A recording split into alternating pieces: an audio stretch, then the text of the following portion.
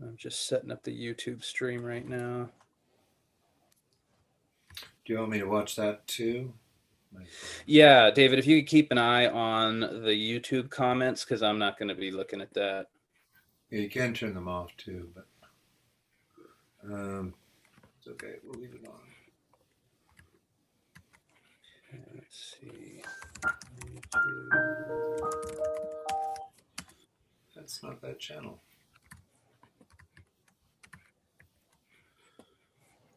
Let's see.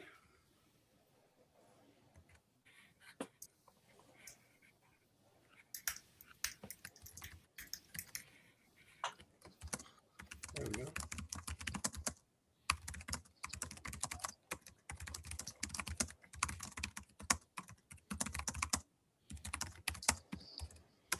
My God, there I am live.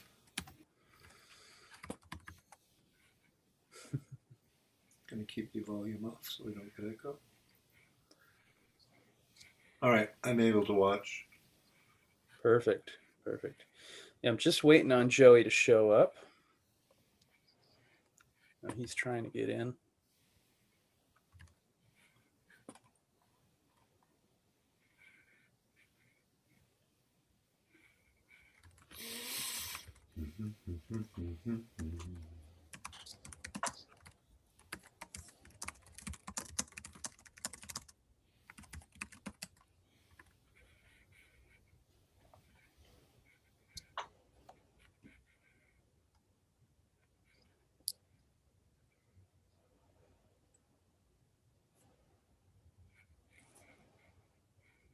So for those watching on the YouTube or watching later, we're going to get started shortly.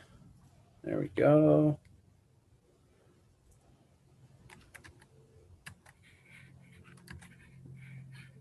There we go. Okay, I think Joey's here. Haven't seen anything from Daniel or any other notices on the PSF channel. Sam, I'm glad you could make it. Welcome. I'm going to share my desktop. Okay, well, I think I'll go ahead and get this started. So yeah, try and, while I'm sharing my screen, I'm not going to be able to see the Zoom chat. So David, why don't you let me know, and I'll rely on David to keep an eye on the Zoom chat and the YouTube chat if there's any questions. So just to set the stage, this is going to be really informal. I know like the agenda is very formal and there's all these documents and stuff that make it very formal. That's so that we have a path to scale and become formal as we grow. But right now, this is a small group and it's going to be pretty informal. Don't worry about interrupting me. Ask questions if you have them. Yeah, I mean, at the moment, this is more like a club than some big corporation or something. So yeah, we're just all friends, and we're here to we're all interested in privacy and free speech and economic activity and blockchains, and so we're just here to further the technology around that. Okay, so diving right into the agenda. Oh, you know what? I should update. Maybe you want to do a quick introduction? Just a suggestion. Sure, yeah. Why don't we do a quick roundtable introduction since we don't have very many people? I am Chris Troutner. I founded the Permissionless Software Foundation, and as well as FullStack.cash, which is the Bitcoin Cash blockchain as a service. We've also branched out into the BCHA blockchain, and we're looking. I'm also very interested in the Avalanche blockchain, and we're going to talk about all those blockchains today. David, why don't you introduce yourself, and then Sure. we'll go to Don and then maybe Stoyan, and then Joey and Dan. Good. My name's David Arlen. I am the business development guy for the PSF Foundation, and I've been in the blockchain space for a number of years. Just here to help out where I can. I'm not a programmer, let's make that clear. Who's next? Yeah, Don, why don't you give an intro? Hey, I'm Don Wanton. I'm a general manager at Ava Labs with the Avalanche blockchain, and been in crypto losing money since 2016, I believe. Nice. Losing money? Well, Unbelievable. No. You're lying. gaining some, losing others. Well, Stoyan, I don't know how. Why don't you give your introduction, Stoyan? Like, I don't know exactly. I know when you appeared sort of in my realm, but I don't know when you actually started getting interested in blockchains. Okay, so my name is Stoyan Zhekov. Originally, I'm from Bulgaria, but I'm living like from 20 years in Japan. So my daily job is programmer and system engineer, something like this, IT guy. So I'm pretty new to the blockchain. In fact, I started maybe when the corona started. I have enough time to be home. So I started originally with Banano. If you know this, guys, Banano currency. Do you know Nano? Oh, Nano. Oh yeah, I've Yeah. heard of Nano, Banana yeah. for So sure. Nano was the original one, and there's a fork which is how to see for fun. It's named Banano. Oh, They okay. have a great wallet with monkeys, and how to see they have a zero cost for the zero fees for exchange. So I started to play with them because I wanted to introduce my kids to the cryptocurrency. So we installed the wallet. We start exchanging banana coins and stuff like this one. And someday by accident, I found Bitcoin Cash. So mostly now I'm interested in SOP and NFTs on BSH blockchain for not gaming purposes, like I don't know, non-gaming. Yeah. So that's interesting. You got in February. So you've been here for this like upward trend, and I noticed that you've been pretty involved with the hackathons. So that's Yeah, been yeah, cool yeah. to see. I'm trying to use it for as more stuff as possible. So yeah, this is sorry for the long talk. No, it's all good. Joey, why don't you give a quick introduction? Sure. Yeah. So I've been a full stack web developer in crypto since around 2016. I started at Bitcoin.com and I was there for a few years. And I've been with Bitcoin ABC for the last few months. Mostly I've been working on CashTab, which right now is a web wallet and a Chrome extension. But I've also made very slight contributions so far to some PSF repos. And I'm working on other wallet development and React tools. Yeah, Sam, welcome. Do you want to give a quick intro?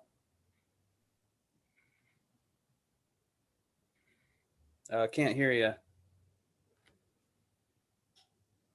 All right, we'll keep working on your audio, and we'll come back if you get it figured out. Okay, well, let's sort of jump into the agenda here. So the stuff at the bottom is the really interesting stuff that like I want us to discuss today, but there's some sort of more formal things that we should discuss, hopefully quickly at the beginning. Since this is the first meeting of the technical steering committee, I wanted to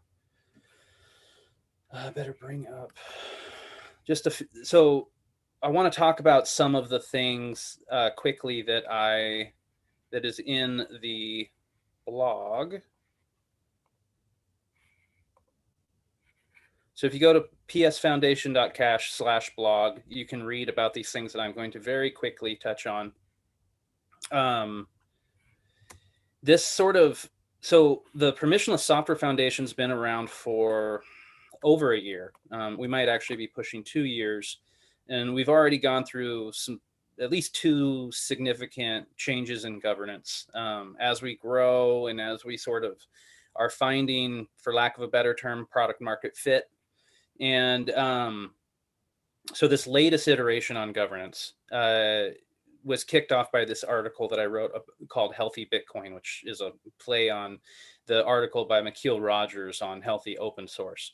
And what we're trying to achieve is an architecture that looks like this, where we've got the technical steering committee, which is this committee. We've got the community committee, the ComCom. And so those sort of balance each other out. You got the technical people and you got the non-technical people. And both of those top level committees are ultimately answerable to the PSF token holders. Since any, okay, so I'll leave that there. And I want to introduce two new concepts.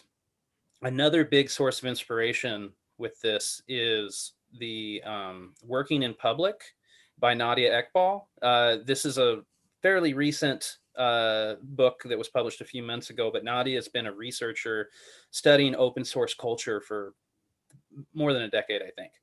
And that most recent book really, it's all about how do you manage open source communities? How do you get a group of people to work together and coordinate and sustainably move forward?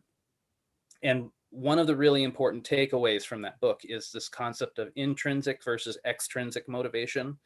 So when people write software, what we generally would think of as open source, that comes from, it's a creative process. So it has intrinsic motivation. You don't really need to pay people to write software because they want to write it.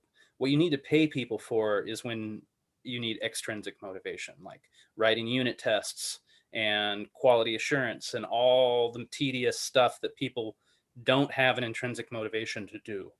And so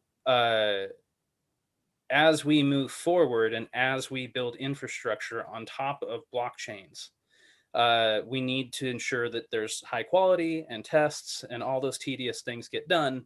And so that's where the token comes in. That's a way for us to provide extrinsic motivation to developers to get a more holistic approach so that we can sustainably build infrastructure. And so that's why the PSF token holders are at the top, because any tokens that we bring into existence to provide that extrinsic motivation will dilute the value of the existing token holders. So they're the ones that are most impacted by that. So they're the ones who should have the final say on that and control how that's done. So that's ultimately how these two committees, they answer to them. And so those token holders are really represented by the Telegram VIP room. You have to have a certain amount of merit or a certain amount of skin in the game in order to speak in the VIP room. And so that's sort of the representation of PSF token holders. There's the PSF chat room that's public and anybody can talk in there.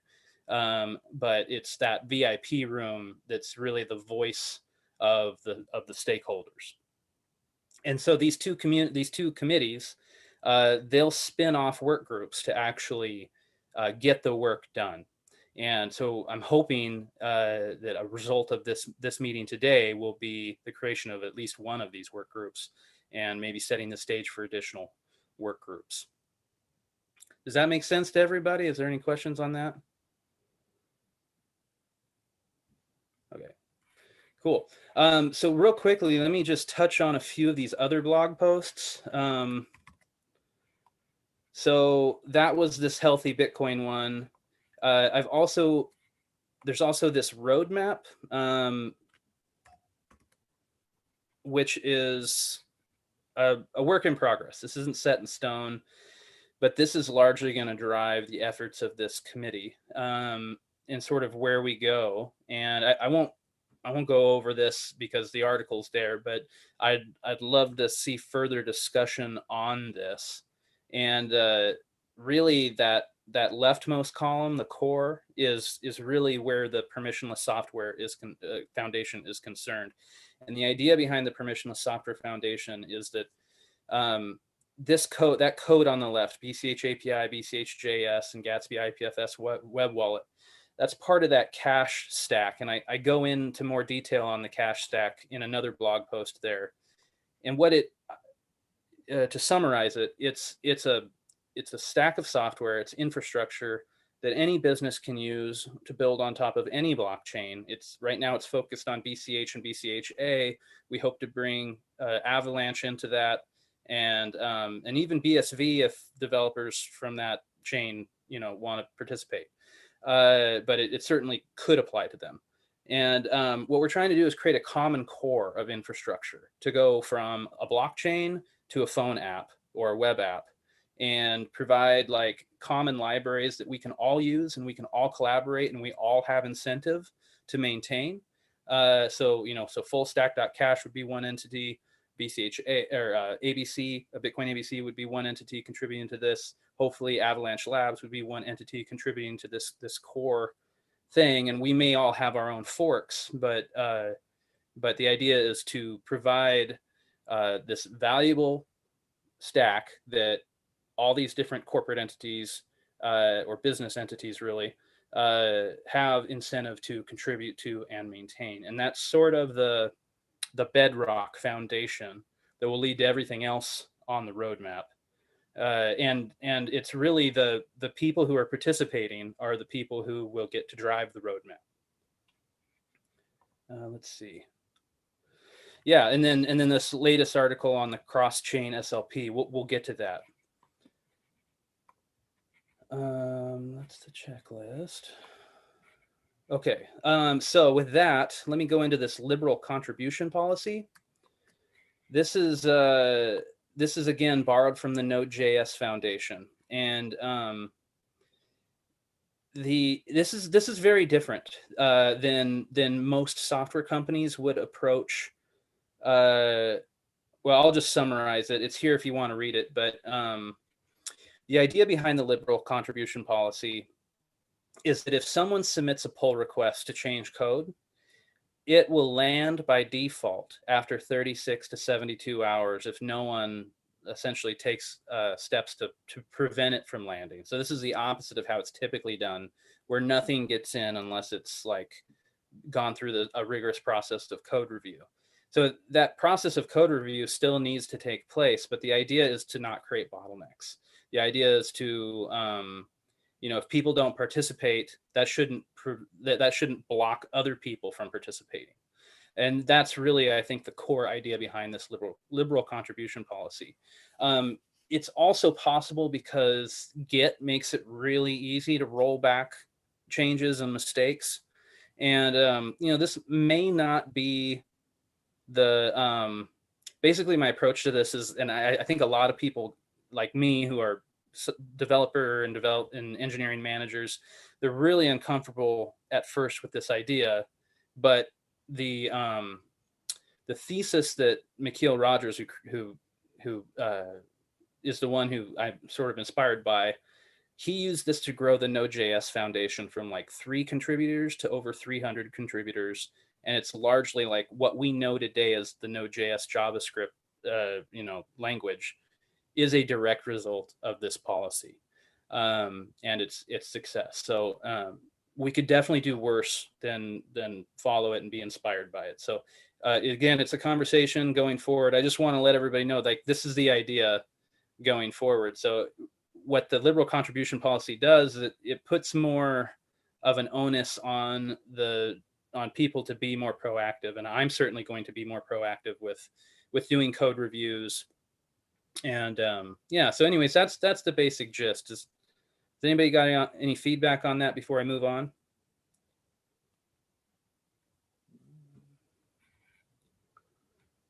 Can you hear me? Yeah.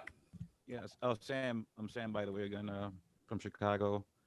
I was wondering, are there any like technical prerequisites for contributing, like as far as like a skill set? No. Actually, if you read the contribution policy, I'm glad you asked that, Sam. There's like a ladder here. So there's the way the vocabulary here is that there's like a contributor, a committer, and then the technical committee. So a contributor is anyone who creates an issue or a pull request or may participate in the Telegram channel. A committer is a person who's actually landed a pull request and been given write access to the repository, and so they then have the ability to do code reviews. And then if they're in the event of a dispute, there's a technical committee. So this entire liberal contribution policy model is designed to grow contributors and to help people sort of learn how to contribute. So we very much welcome any level of contribution, whether it's opening an issue to ask a question, or doing a full-fledged PR and code review. Okay.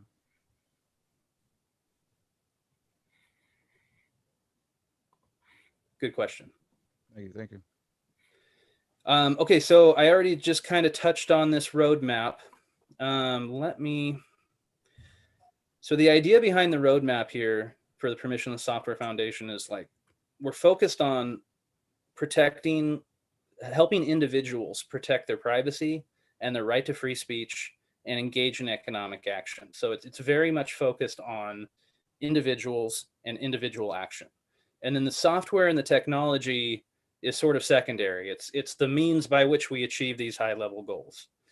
And so if you look at the roadmap, and if you scroll below the roadmap, I have lists of all the GitHub repositories that are reflected in the roadmap. But I've got 3 columns in the roadmap for privacy, free speech, and economic action. And what should be clear just by looking at the general shape of this is they sort of build on top of one another. Like, you can't really have a very effective free speech unless you also have privacy so that you don't get persecuted for your speech. You can't really have very good economic action unless you have both free speech and privacy. So in this roadmap, the top sort of lists a lot of the existing software. So message.fullstack.cache sort of spans the whole spectrum. And in a previous video where I talked about our communication channels, that allows you to stake tokens and get access to the VIP room so that you can have more of a voice in the community, and drive this roadmap. It lets you send end-to-end encrypted, essentially emails to anybody with a Bitcoin Cash address. And it gives access to like a sort of a condensed community feed, which also takes place on the blockchain, but we can actually, at that website, we can take that raw information and sort of filter it. And then from there, we have, these different branches. I don't want to take forever talking about this because we can take this offline, but I just want to introduce this idea of the roadmap, in particular for people who have PSF tokens that they've staked and get access to the VIP room. Very much, I want to hear your input on this, and I want the community as a whole to drive this. Even if I'm getting the ball rolling, this needs to be a community-driven thing. It can't just be my thing.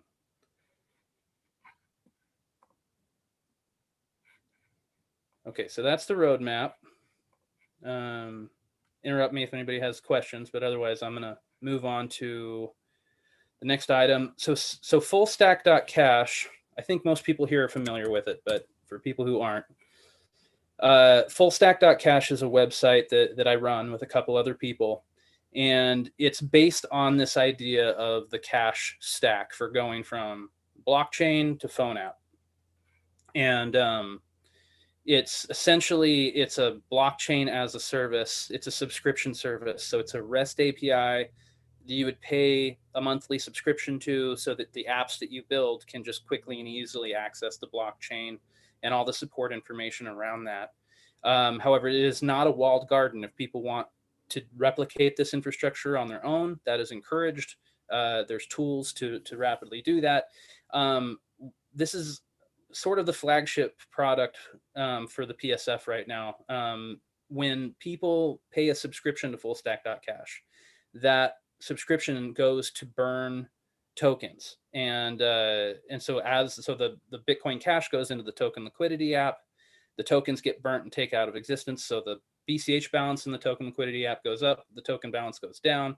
That makes the actual dollar value of the token higher, and that's what lets us pay developers for those extrinsically motivated things we need, like unit tests and quality. So that's sort of the very brief introduction to the token economics. And there's more info at psfoundation.cash if you want to dig into that. I think I can skip this. There have been many updates to message.fullstack.cache. Daniel's been working really hard on it. In fact, let me just check. Yep, he has not showed up. But needless to say, we've been focused mostly on the end-to-end encrypted messaging features of message.fullstack.cache. So you can send an end-to-end encrypted message to anybody with any Bitcoin Cash address. You can send it to, just recently we pushed updates so that you can do like group sends. So you can do like multiple addresses and hit send once and it goes to everybody.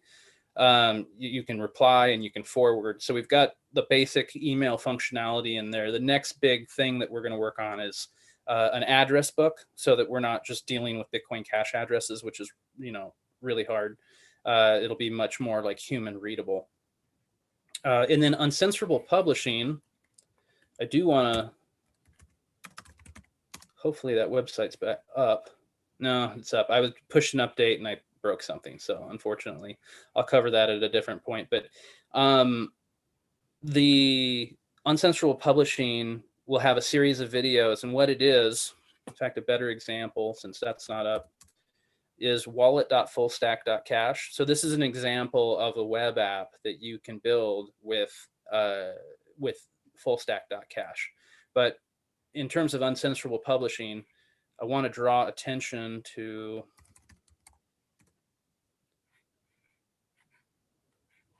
the footer. Let me just refresh this. Okay. But these apps, not only do they work on a domain name like whatever.fullstack.cache, they're also mirrored on the Tor network. This is the Tor address, and IPFS. This is the IPFS address. And these can also be mirrored, because they're on IPFS, they can be mirrored by multiple peers. And that's what makes it uncensorable. So fullstack.cache could get blocked. I could have the domain taken from me, or I could just have a simple 404 error like we saw, and that can go down, and that's pretty normal for the web. But because it's accessed over Tor, people can access it privately because it's also accessible over IPFS. If there was an active attempt to censor this website, anybody can set up a mirror with a few commands and provide access to that web app. And it leverages this thing called the Streisand effect, which is this self-defeating phenomenon where the more someone tries to censor a piece of content, it actually draws attention to it, causes it to be shared more, and thus makes it harder to censor. So the act of trying to censor actually makes it harder to censor. That's the Streisand effect. And that's what IPFS, and to a large extent Bitcoin Cash, leverages by sort of making it super, super easy to share and mirror content. So I encourage people to check out more, and there will be videos in a couple hours on uncensorablepublishing.com that speak more directly to this. But this is a core piece of tech that I've been working on for the last couple years, and all the sort of web app demos that I've been building for fullstack.cache and Permissionless Software Foundation leverage this. Chris, Anyway, I have a question. Yeah. Is there some development on the, like before there was a problem with the woman from China, which cannot use the wallet because the REST interface is not, it's censorable. So Right. is there some development on making the backend more robust? Like the front end, we know, just put it on the IPFS, but it will still need the REST API access. Yeah, I'm so glad you asked that, Stoyan. Yeah, that's actually right here under the free speech column, this IPFS-based API. And I have a YouTube video, and there will be a link on uncensorablepublishing.com once I fix the website. and that I did on this topic. And so yeah, it's in the roadmap. And just real briefly, so you have a web page, and like I just described, wallet.fullstack.cache is mirrored over IPFS, so you can access that front page, that front end. But that doesn't necessarily mean that you can access the back end, the REST API provided by fullstack.cache. Yes. So it is possible I have a prototype to use IPFS to basically replace the REST API, so that the backend communication happens over the IPFS network, which would make both the front end and the back end nearly uncensorable. I mean, I think it would be uncensorable. I honestly can't. I've talked to many IPFS people, and I can't think of a way that it could be censored at that point. So yeah, that's very much on the roadmap, and I've got a rough idea on how I want to do it, and if we can get some momentum behind the PSF, I'd love to see that side of things get developed further.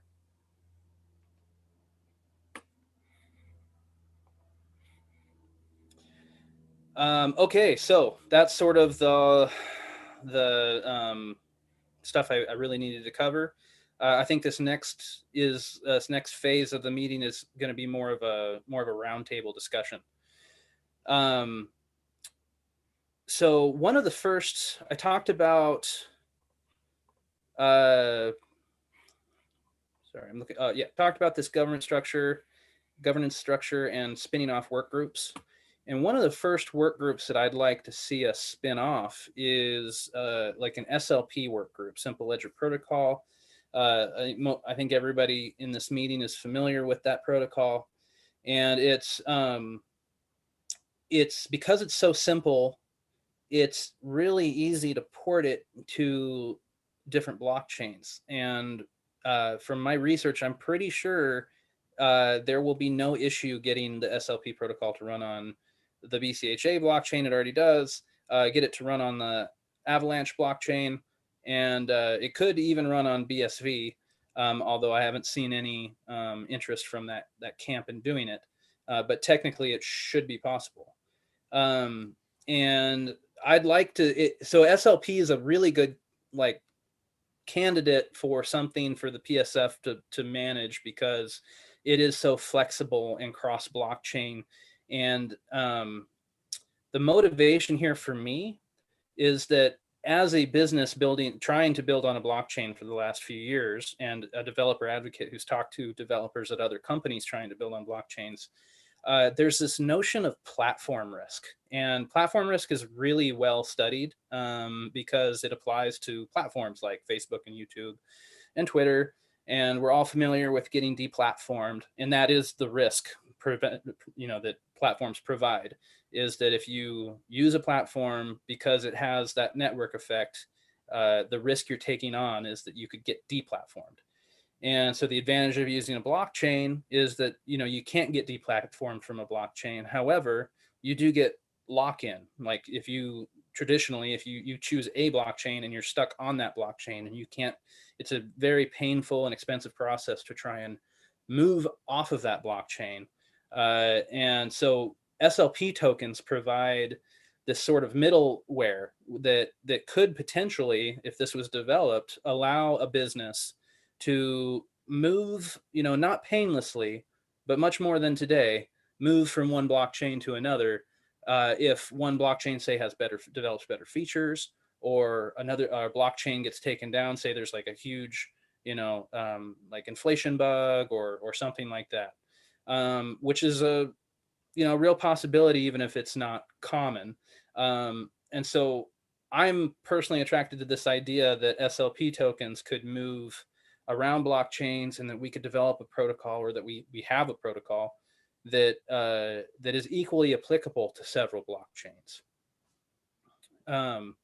So I know Joey, working with BCHA, is doing a lot of work with SLP tokens, and I've talked with Don on the Avalanche side. You guys, we have a project we'll get to in a minute that involves actually building this bridge to bring SLP tokens to the Avalanche chain and back. So let's consider the conversation open. If anybody has any input on this idea of SLP protocol, how we approach it, and this idea of cross blockchain transfer of SLP tokens.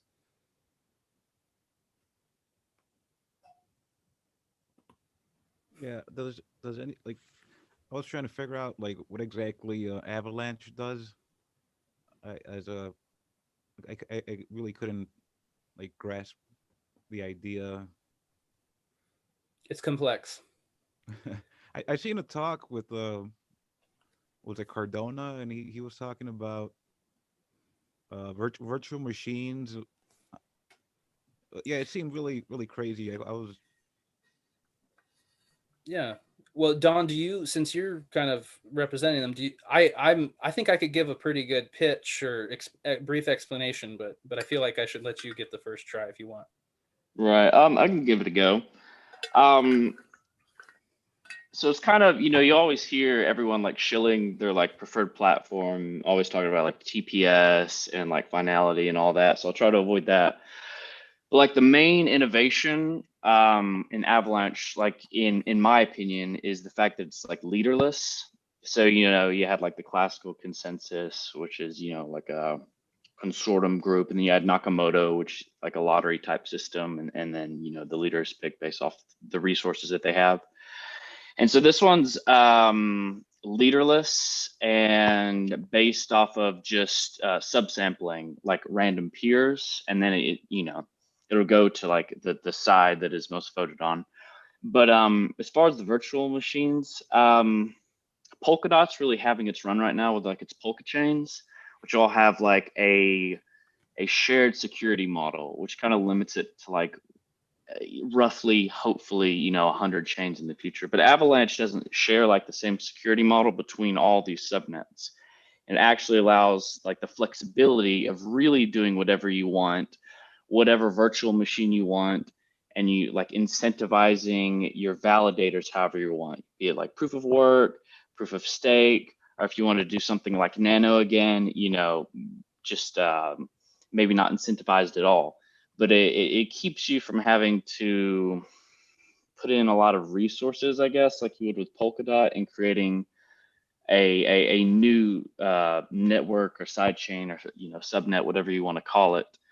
And it's not like one linear chain with like a lot of like little subchains. Even like the main chain is 3 separate chains. So it's like a network of all these extremely flexible interacting blockchains and DAGs. Like Chris said, it's fairly complex. So even just talking about it, I'm realizing I'm not making like a whole lot of sense.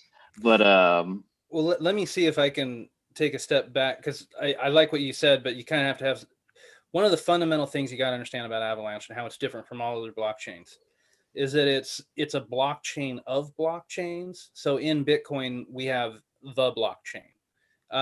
But in Avalanche, they have 3 base blockchains. They have the X chain, the P chain, and the C chain.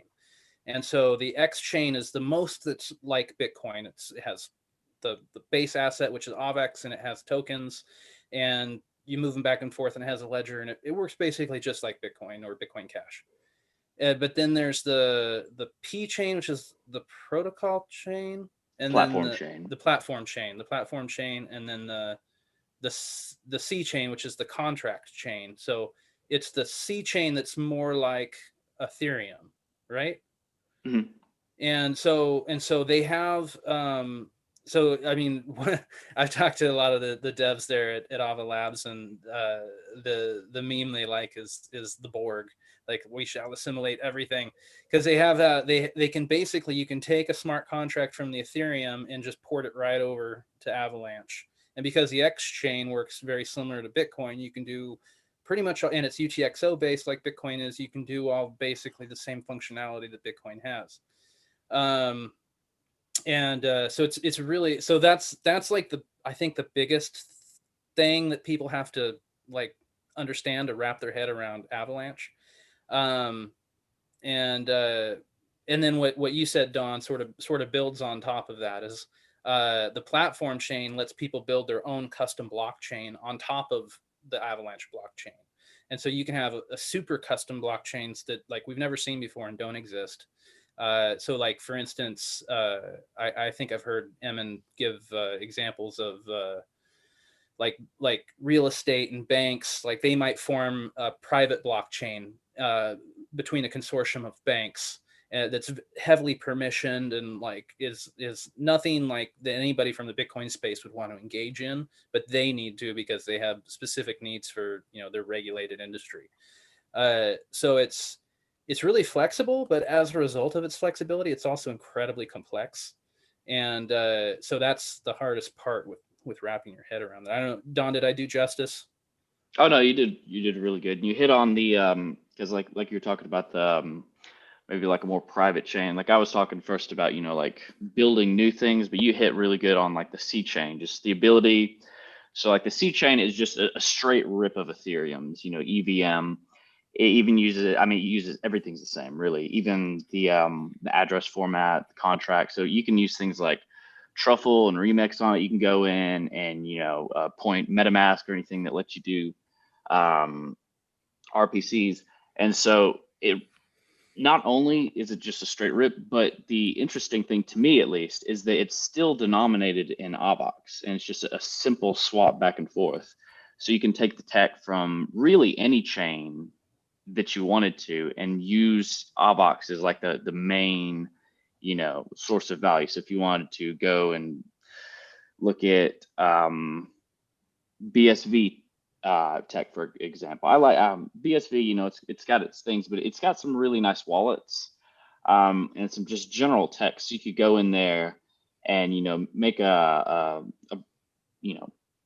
Bitcoin virtual machine and then use AVAX as the denomination and then basically just kind of assimilate them. And you repeat that with every single chain. And since there's no real limits, and there's not really a real cost. Anyone can do this. It's all optional. No one has to like validate these or has to use this. It's very like voluntary. Yeah. Yeah, cool. So to bring this back around to the SLP tokens and the protocol, the state of the SLP world right now is there's SLPDB, which is written in TypeScript. It's a fork of BitDB, so it's essentially a MongoDB database, and it has a writer and a reader. And so the writer is SLPDB. It crawls a blockchain by talking to a full node and populates the database with all the SLP token information by reading the op return. And so this is focused on the Bitcoin Cash blockchain, but of course it also works on BCHA because this was all developed prior to the fork. And there are issues with SLPDB. I mean, I hesitate to call them issues because they're really just the same limitations that any piece of software would have to deal with. There's also, however, the focus, I worked on the initial implementation of SLP tokens and SLPDB with James Kramer and Gabriel Cardona and a few others. And there's actually a great video that David helped produce about the early history of SLP and how it came about, if anybody's curious.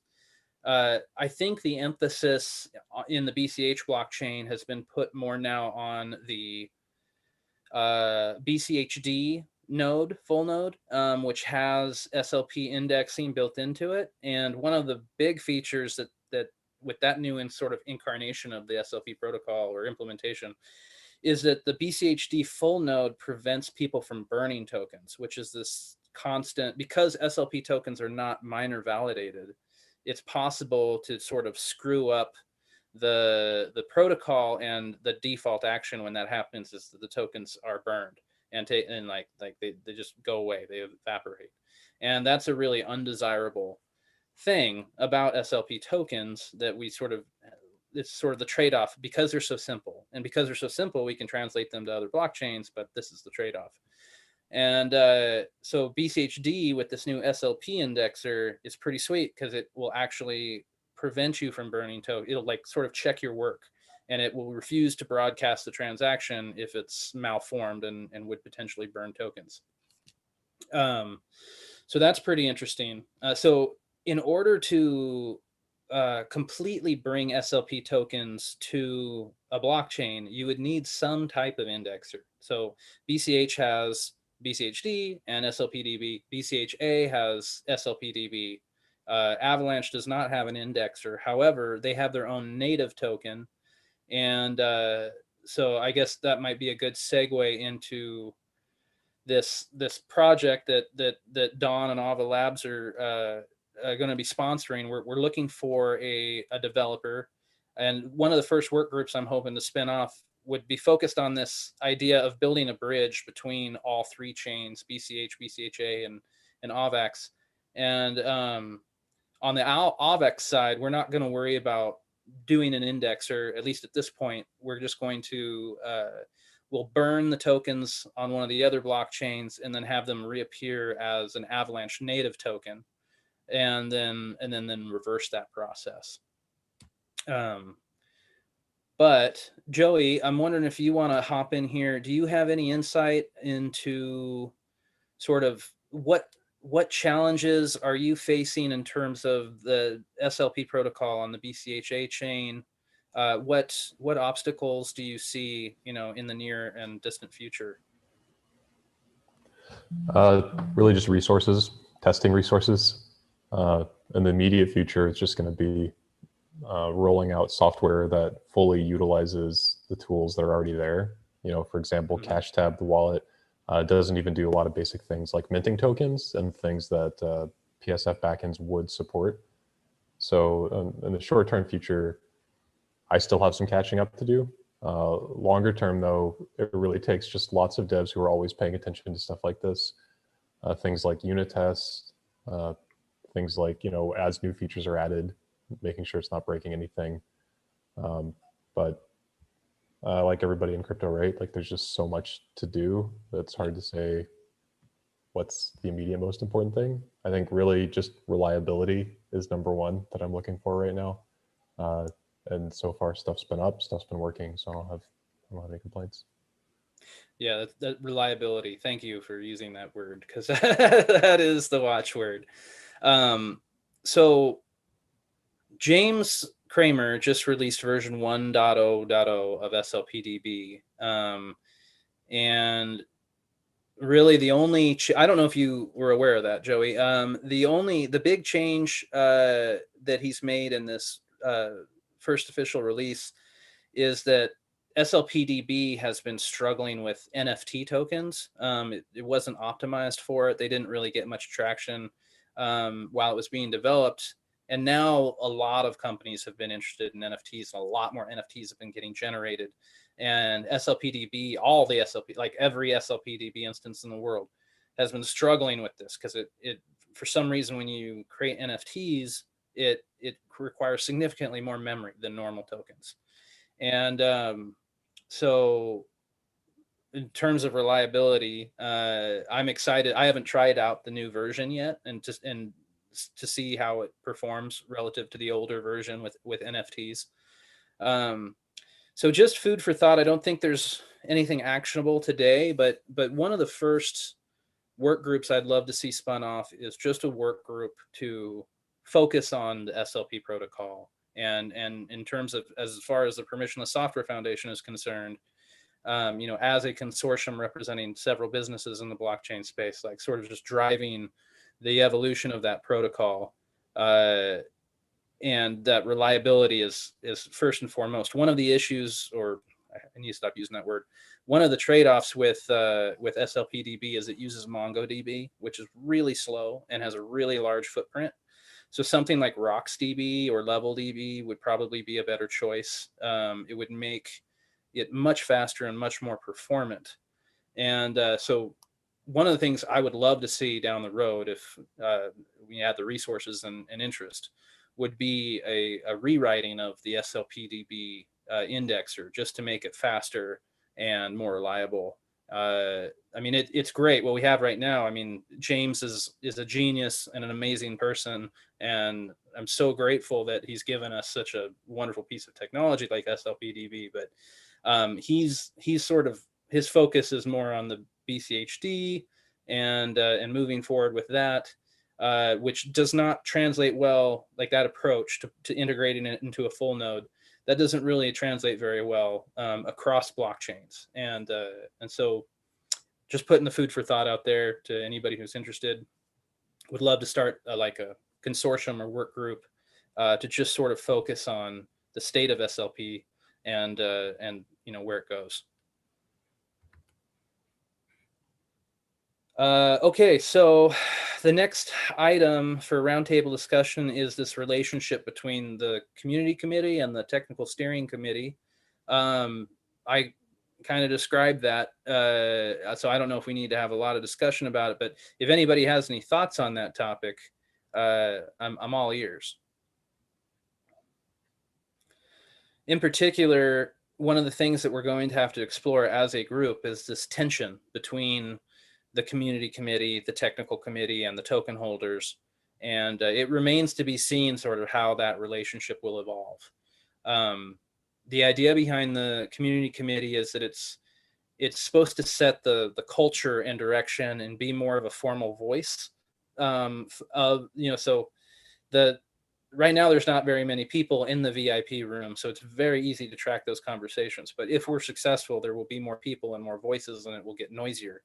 And so if we scale and if we're successful, the community committee will sort of take on that role of the voice of the stakeholders and represent the community as a whole and set a lot of the cultural standards for the PSF, and hopefully balance the technical committee, this committee, in terms of like the things we want to work on. So hopefully we can represent businesses, both their technical needs and their cultural needs, well. That's the goal. That's the idea.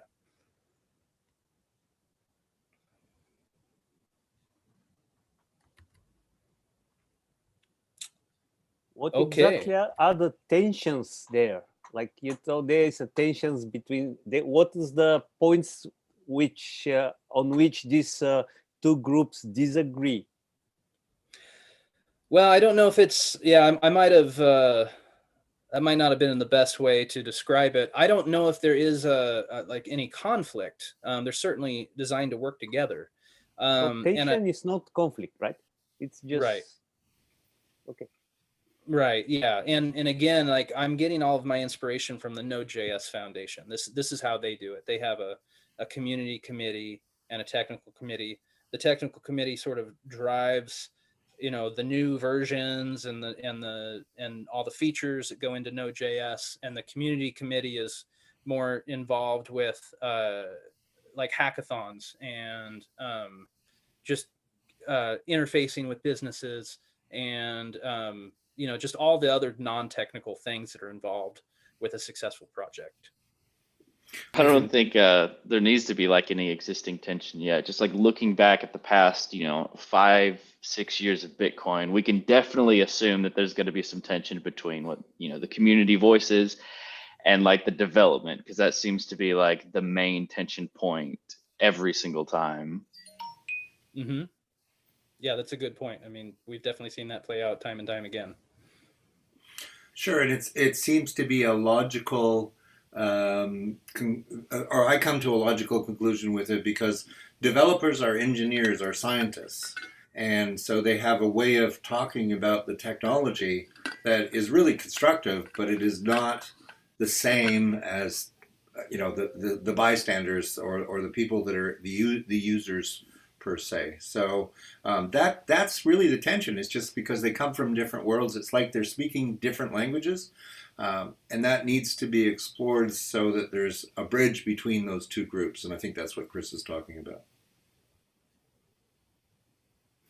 This is great. I'm really encouraged by the fact that you two know what I'm trying to talk about and have concisely sum that up.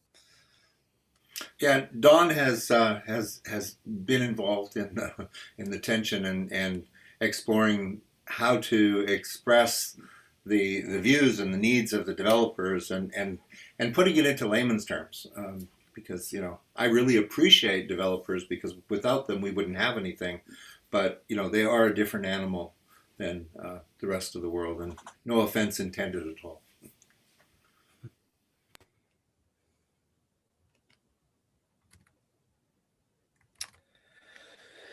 Well, the only other thing on the agenda is to discuss this cross-chain application that Don's funding.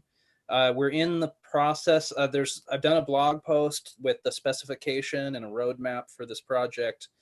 The idea, like I described before, is really just to be able to burn a token on the BCH and BCHA chain and have it appear on the Avalanche chain, and then do the reverse, burn a token on the Avalanche chain and have it appear on one of the other chains.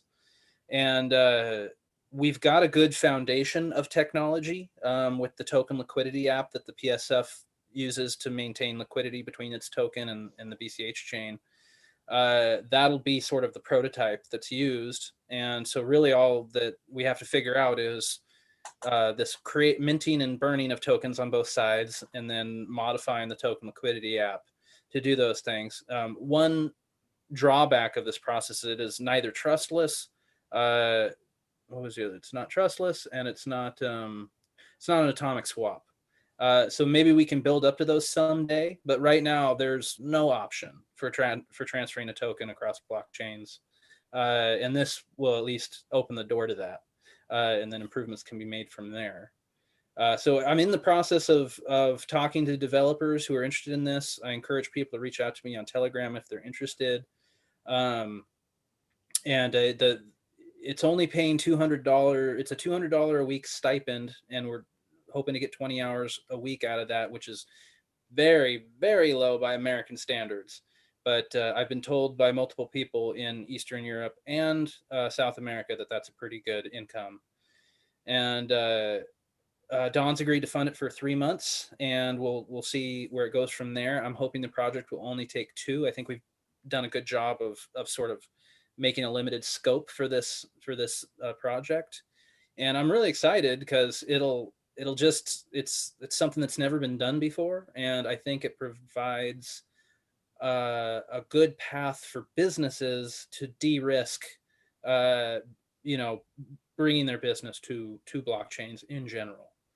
So that's basically the summary of where we're at with that. I have a quick question.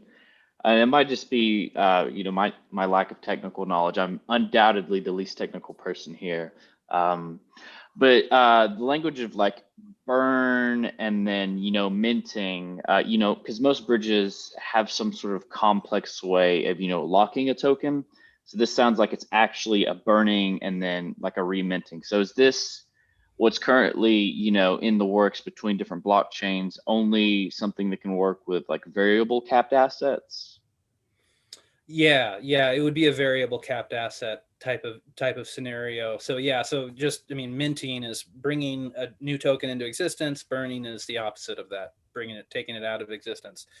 So this whole process could work with a fixed cap asset, which for those who aren't familiar with that nomenclature, that's a token that you create and then essentially burn the minting baton in SLP terms, so that once you create your initial batch, like it's fixed, you can't change the supply anymore. You can still burn tokens, but or lose them, but you can't bring any new ones into existence. So this would work with those types of tokens, but it would, long term, that would present an issue. Is this the idea of like this kind of bridge? Is it something that can be, built off? Is it like a stepping stone in that direction, or would that have to be something like totally separate? Yeah, I'm looking at it as a stepping stone in the direction. Like we're doing something that's never been done before, and so if we can do that, that's a huge milestone. And then from there, we'll have a lot better clarity to achieve like a more refined process, like you said, like being able to work with fixed capped assets, or trying to do a more of an atomic swap or a trustless transfer. So what makes this not trustless is that there would have to be an app that talks to the Avalanche blockchain and the Bitcoin Cash blockchain and handles everything, as opposed to like a smart contract that it just sits there and no one can turn it off and no one controls it. And once you launch it, if it has a bug, you can't fix it. It's very much a double-edged sword. with this. So this is my bias. I'm definitely, I want to like point that out, that I'm injecting some bias here. I've always taken the approach that smart contracts are very much a double-edged sword, and they cut both ways. And I mean, we've seen that, like all the innumerable amount of hacks that have resulted in money lost. Like that's one advantage of not building a smart contract, of instead taking that business logic and putting it into a JavaScript application, like I do with the token liquidity app. That has had bugs, and when it has a bug, I shut it down and I tell everybody don't use it, and then I fix the bug and then I bring it back up. So it's very much like a traditional piece of software, and that's why we don't have people running, like exploiting a bug and just like draining the entire app, because I have the ability to actually just turn it off. And so these smart contracts that can't be turned off by anyone, especially a state actor, like they're great. But I, as a software developer who brings things to production, it's just that's such a high bar. I prefer to like iterate towards that.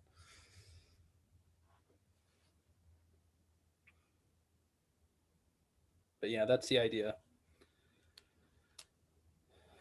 Well, I'll open it up to any further discussion if anybody has anything else they'd like to talk about.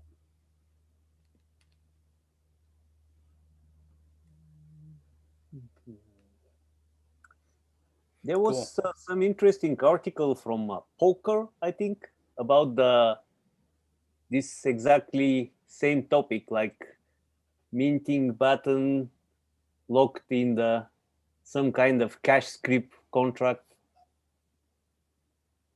Yeah, that was a good article. That was on read.cash, and he wrote about sort of another twist on DeFi, of being able to. I read that article because it definitely has impacts to the PSF token.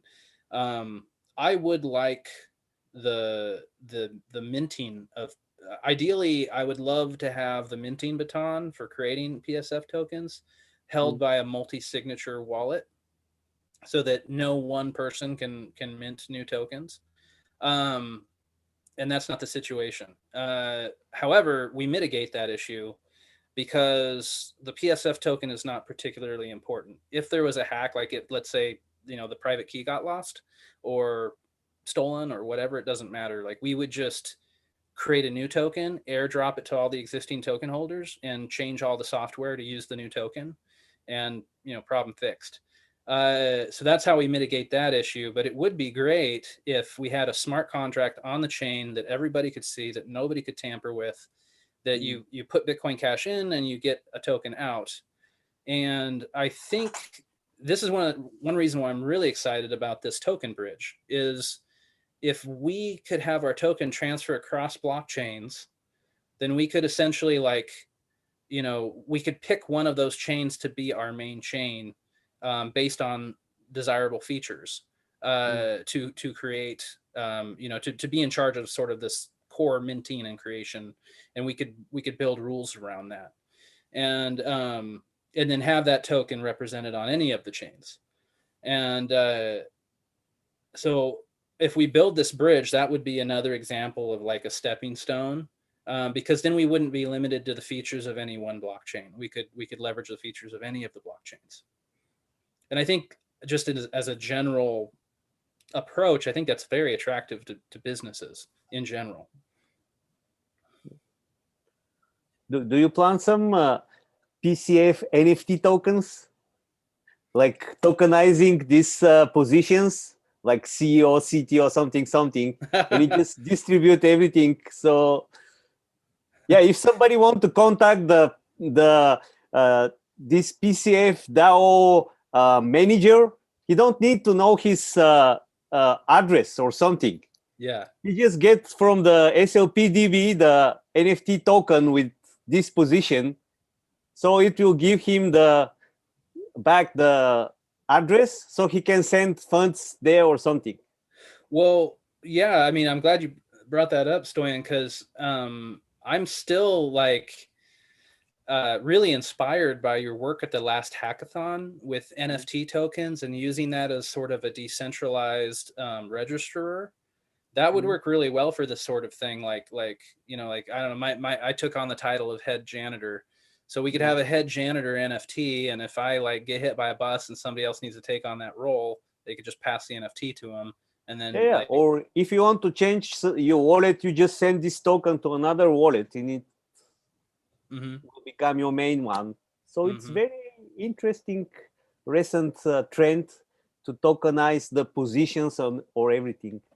Yeah, I mean, in this organization, I'd like it to be more horizontal, but I see the advantage of that, and I'd like to tie your work with the NFTs and the decentralized register into the work I'm doing with the uncensorable publishing, because that would be another like great way to, because that's the problem with IPFS hashes, and I have like a partial solution to that to make them easily accessible. But with your NFT and decentralized register idea, that would be like, that could be much more human readable. And like, you could just type something into the browser and like have it magically appear. So yeah, there's definitely a lot of room for NFTs, particularly with the work that you've been doing.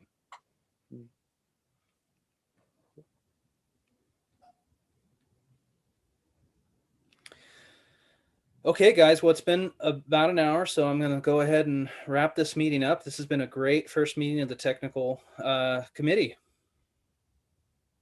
Thank you all for attending. Yeah, appreciate it. It was really nice. Big improvement on last time. Yeah, definitely. We're learning. We're learning. Thanks, Chris. All right. Cheers, guys. Bye. You.